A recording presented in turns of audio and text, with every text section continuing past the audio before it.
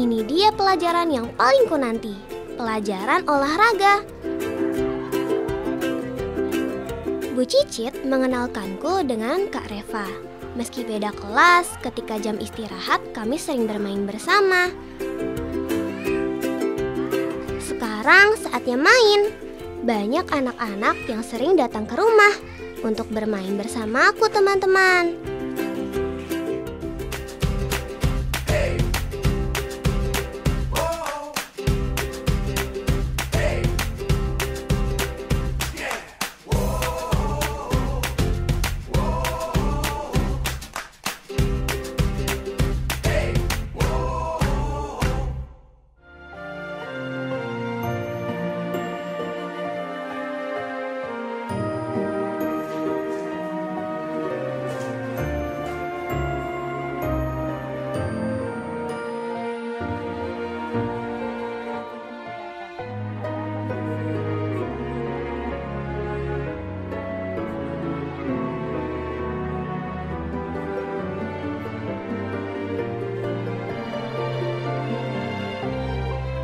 Kalau ambilkan bulan ibu itu, ceritanya ibu itu mengambilkan bulan untuk menerangi, kayak menerangi tidur atau kayak menerangi saat kesepian.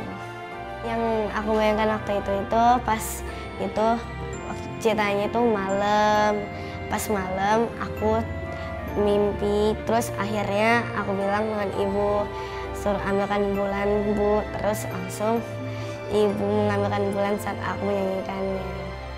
Kadang juga pernah bilang aku butuh bantuan, terus sama aku selalu ditemani sama ibu. Sampai ke ibu itu bilang terima kasih.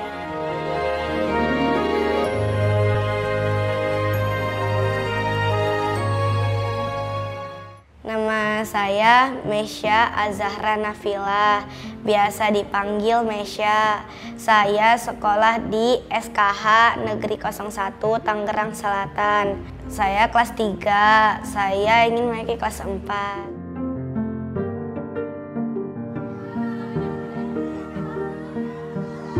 Bu Cicit mengenalkanku dengan Kak Reva. Meski beda kelas, ketika jam istirahat kami sering bermain bersama. Obrolan kami sangat nyambung, dan kami pun menjadi teman baik. Pas waktu hari Jumat itu, aku nggak tahu itu siapa gitu yang di kursi roda, dan pas hari Selasa aku belum tahu namanya, tapi ada dengar suaranya. Pas Bu Cicit itu cerita, Bu Cicit ngomong kayak gini, dulu kakak Reva pernah jadi murid Bu Cicit dari SD. Akhirnya aku tahu, oh namanya kakak Reva. Oh ya udah, sama kakak Reva nggak bisa jalan, tapi aku bisa. Tapi aku malah paling senangnya selalu ngobrol. Kalau setiap hari ketemu tuh selalu ngobrol aja sampai ketawa.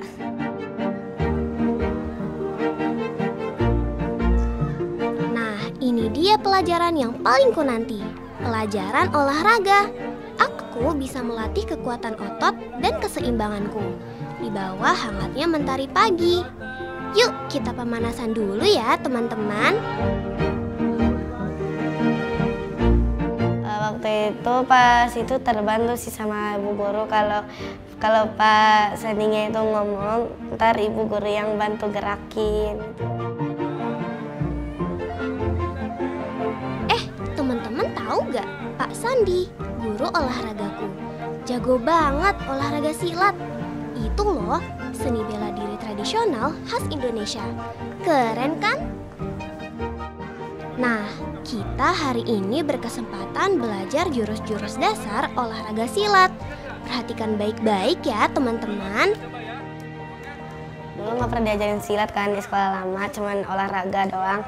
Pas di sekolah baru ini aku baru tahu, oh ini silat, oh ini olahraga ABK. Oh kata aku, oh kalau belajar silat itu mudah, tapi ada banyak pergerakan. Jadi aku milih silat dan aku suka banget sama silat.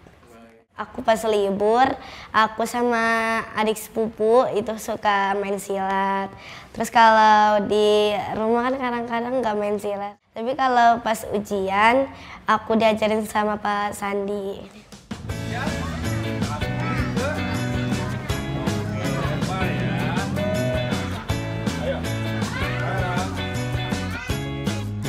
Perkembangan kemampuan motorik merupakan sebuah aspek penting dalam pendidikan jasmani. Untuk melatihnya, Pak Sandi sering mengajak kami bermain, melempar, dan menendang bola. Semua murid diberikan kesempatan yang sama. Aku pun tak terkecuali. Mendengar aba-aba Pak Sandi yang lantang membuatku bersemangat untuk mencobanya. 1, 2, 3, lempar. Oke. Oh ya teman-teman, penglihatan yang terbatas tidak berarti tidak dapat melihat ya. Aku masih bisa melihat cahaya dan siluet bentuk suatu benda secara terbatas dalam jarak yang sangat dekat. Kata dokter, kondisi ini disebut low vision. Sayangnya, kacamata biasa atau prosedur medis standar seperti pembedahan atau penggunaan obat-obatan tidak dapat memperbaiki kondisi ini teman-teman. Udah dari bayi. Coba kalau sejauh itu kayak nggak kelihatan.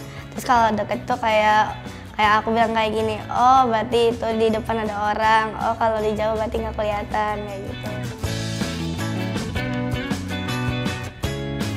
Di sekolahku yang baru sudah dilengkapi guiding block untuk memfasilitasi orientasi mobilitas anak-anak seperti aku. Itu loh, pola kuning di lantai yang berbentuk garis dan bulat. Pasti teman-teman udah tahu kan? Pola garis berarti kita bisa jalan lurus. Kalau pola bulat berarti ada arah lain. Simpel kan? Pola-pola inilah yang membantu mengarahkanku menuju tempat yang kutuju teman-teman. Kalau di sekolah itu biasanya diajarin cuman tuntun. Kalau jalan itu kadang-kadang suruh ke lantai, tapi dilatihnya ke ini dulu, ke garis-garis sama ke yang bulat itu, yang bulat. Terus kalau pertamanya garis dulu sampai ketemu pintu dan bulat-bulat itu, nanti tinggal pegang pintunya. Kalau bukan kelas yang aku pengen, nanti tinggal lanjut lagi sampai masuk ke dalam kelas.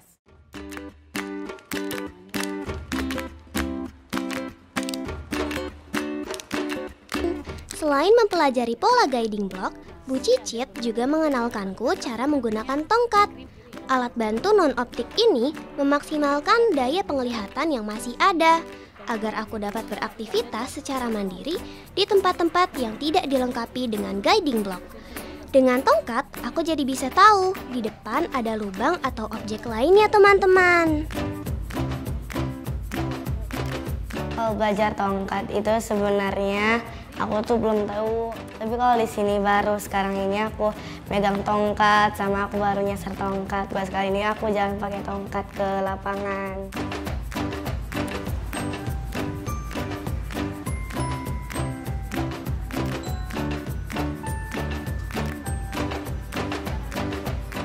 Setelah seharian beraktivitas, tibalah saatnya untuk pulang.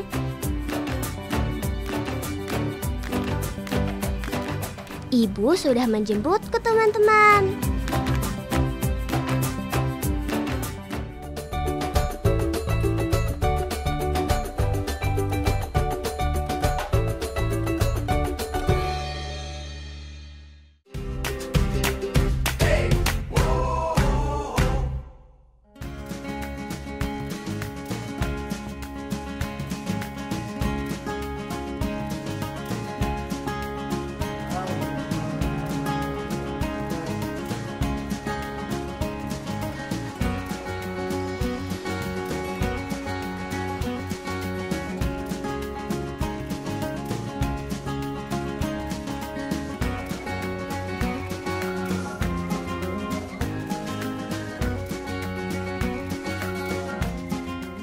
Selamat datang di rumahku.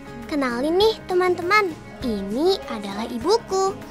Ibu mencurahkan sebagian besar waktunya untuk menemaniku. Gak heran kan kenapa aku sangat dekat dengan ibu? Biasa kalau di rumah saya ditemenin sama ibu, bantuin buat baca huruf braille, ya, terus belajar yang ada di sekolah kayak bahasa Indonesia, kayak matematika sama kayak PKN. Gak ada ibu susah, nggak bisa belajar, nggak bisa ngapa-ngapain gitu, nggak ada yang ngasih tahu gitu. Ibu, aku punya cerita. dengerin ya. Suatu hari Fizi ingin bermain bersama Upin Ipin. Meski selalu bersama, aku tak pernah bosan teman. Banyak hal bisa menjadi topik obrolan seru. Hari ini, aku ingin menceritakan keseruanku saat main boneka. Penasaran kan? Upin Ipin, gimana kalau kita main petak umpet aja, kata Fizi. Kata Upin Ipin, iya ayo kita main, katanya Ipin. Terima kasih Fizi, sama-sama Upin Ipin. Begitu aku pergi dulu ya. Aku mau cerita nih sama Mesya. Kenapa Mesya dipindahkan ke sekolah ke SKH 01 Tangerang Selatan? Karena di situ ada sekolahan kebutuhan khusus untuk anak seperti Mesya. Iya. Semoga yang sekolah yang sekarang ini Mesya itu lebih baik lagi ya. Iya. Ada kemajuan, bisa belajar tentang Braille juga. Iya. Karena dibimbing oleh guru, bukan ibu yang membimbing Mesya di Iya. sana. Ya mungkin hanya itu yang ibu ceritakan sama Mesya. Semoga Mesya di sana lebih betah sekolahnya, sampai ke jenjang yang lebih baik lagi. Iya.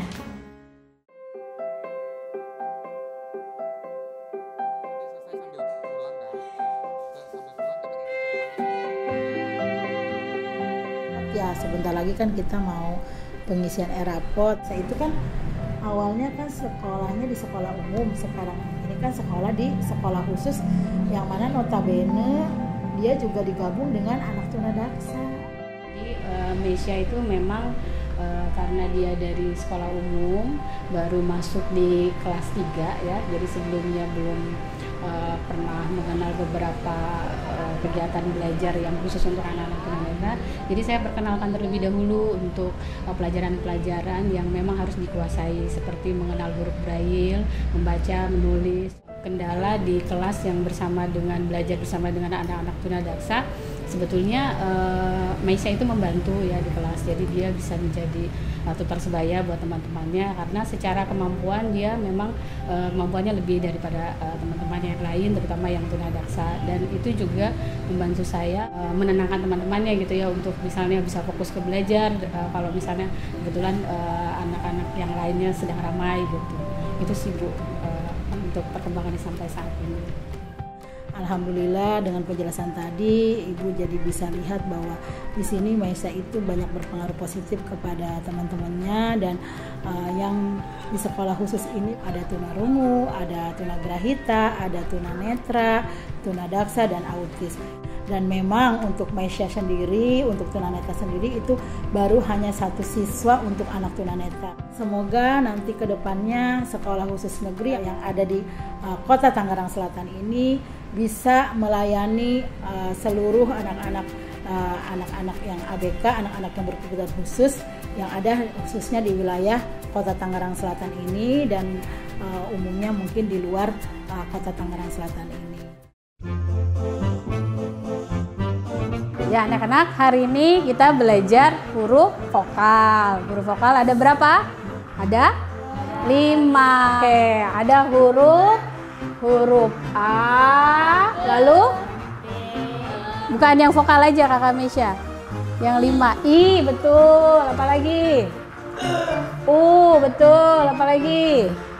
Pinter. E, bagus. Satu lagi apa? Huruf O. Oke, kalau tulisan awasnya seperti ini ya, A, I, U, E, O. Kakak Mesya masih ingat? Tulisnya dari kiri ke kanan atau dari kanan ke kiri? Dari kanan ke kiri. Kalau bacanya dari kiri ke kanan. Bentar. Ini masih ingat tidak? Ini namanya apa? Yang dipasang ini? Reglet. Oke. Ya. Ya, teman-teman, ini adalah alfabet Braille, sistem tulisan sentuh dengan 6 titik koordinat yang membentuk huruf. 6 titik ini membuat buku seakan bersuara. Kita jadi tahu apa yang ditulis di dalamnya. Ini adalah salah satu cara kita untuk tetap terhubung dengan pengetahuan.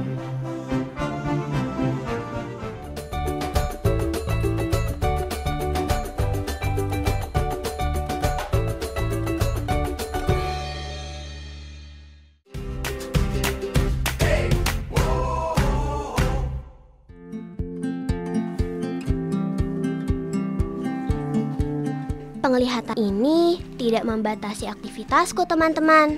Kemandirian sudah diajarkan ibuku sejak dini.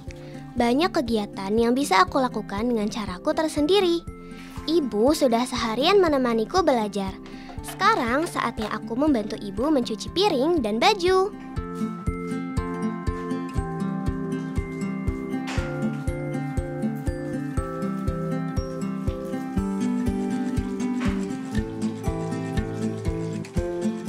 Terbukti kan teman-teman? Semua piring dan pakaian kotor sudah aku bereskan. Si Pirili.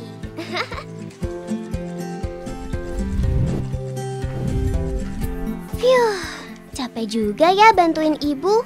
Sekarang saatnya main. Banyak anak-anak yang sering datang ke rumah untuk bermain bersama aku, teman-teman. Tuh kan, jadi ramai deh rumahku. Kalau di rumah teman akrabnya itu normal orangnya, tapi dia tahu, oh ternyata teman aku lagi kayak gini matanya, tapi dia tetap main sama aku. Dia cewek tapi namanya Lisa Bianca. Itu kan aku baru tahu, oh ini namanya Lisa Bianca. Aku juga tahu kalau Lisa itu juga tahu kalau aku matanya ada kayak gini. Dia selalu main setiap malam, tapi setiap dia pulang sekolah juga selalu main. Ibu memindahkanku ke sekolah baru karena beberapa pertimbangan, teman. Misalnya saat menulis, aku banyak bergantung kepada ibu dan guru kelas, sehingga kemampuanku tidak terasah secara maksimal. Selain itu, masih ada satu hal lagi yang membuat aku sedih. Kalau sekolah lama ada yang ngajak main, ada yang nggak ngajak main. Kalau lagi jam istirahat ya mereka sibuk sendiri. Kalau aku mah cuma ngeliatin mereka doang. Kalau di sekolah umum karena mereka mengasingi Mesya, jadi Mesya dipindahin ke sekolah SKH Negeri 01 Tangerang Selatan. Di sekolah yang baru temennya banyak yang akrab. Sama temennya itu kayak Rania, Zahra, Tabina, Fakih, Rashid, sama Amar. Karena mereka semua suka temenan. Rasanya senang, banyak teman, bisa main dengan teman, sama perkenalan dan teman dan guru. Ya aku cuman bisa bermain aja kayak ini sih, tapi mereka tetap jadi teman aku walaupun mereka nggak bisa jalan, nggak bisa ngomong, sama nggak bisa mendengar juga.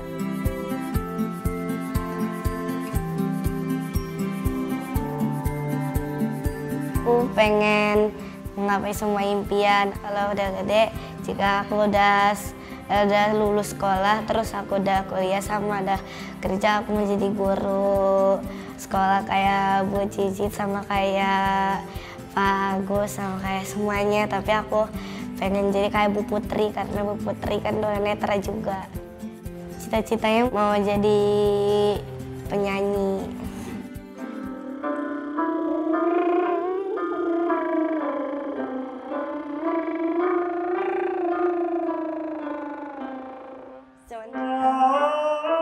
Suka menyanyi bukan dari kecil sih, dari kecil itu aku belum pernah nyanyi, belum pernah kenal lagu sama kenal nyanyi.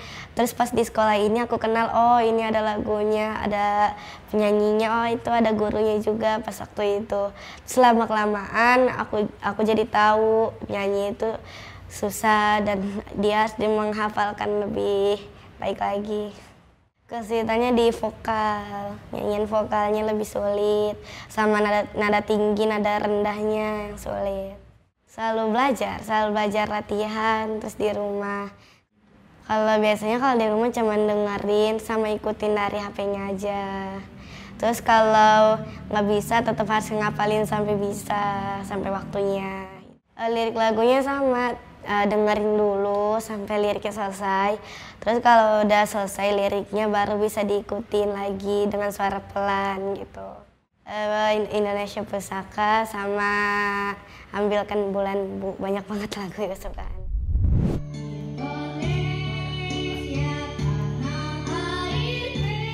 Dari semua lagu yang pernah aku nyanyikan, lagu Indonesia Pusaka menjadi lagu yang paling berkesan.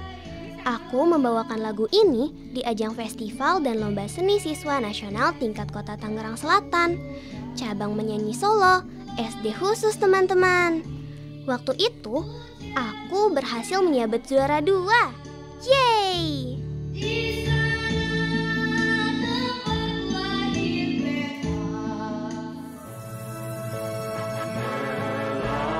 Bibir kelapa, keelokan pantai, dan gugus-gugus pulau.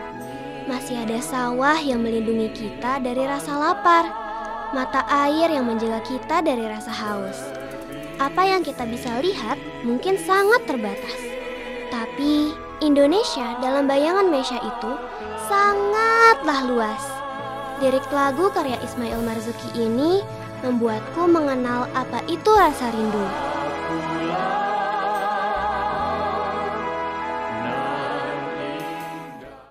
Paling berkesan kalau dari lagu itu sih biasanya kalau Indonesia Pusaka tuh ingatnya kayak aku lagi ada di luar negeri, aku rindu Indonesiaku, aku rindu sama bendera Indonesiaku, itu nama Indonesia Pusaka. Aku rindu Indonesiaku, aku rindu ibu ayahku, aku rindu layannya, sama aku rindu semuanya.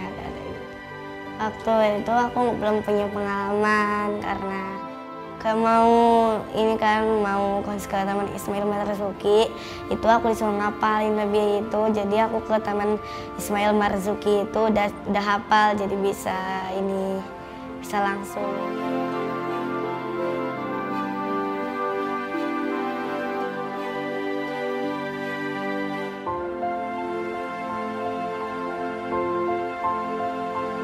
Sini itu aku sudah punya pengalaman sendiri. Oh ternyata aku sudah punya cita-cita sendiri. Oh ternyata aku tuh sudah menyanyikan lagu yang sangat merdu gitu. Arunika adalah cahaya. Dalam setiap langkah meniti melodi, alunan irama menuntunku menuju puncak tangga nada. Di sanalah aku melihat cahaya terbit di pelupuk mata. Yang aku pengen sampaikan ini cuma satu, aku cuma bisa mendengar, hanya bisa bicara, tapi tidak bisa melihat. Walaupun aku tidak bisa melihat, semua guru tetap sayang.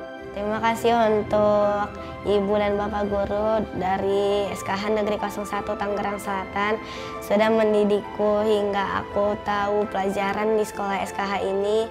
Jadi aku sudah tahu apa itu benda dan apa ini dan semuanya itu.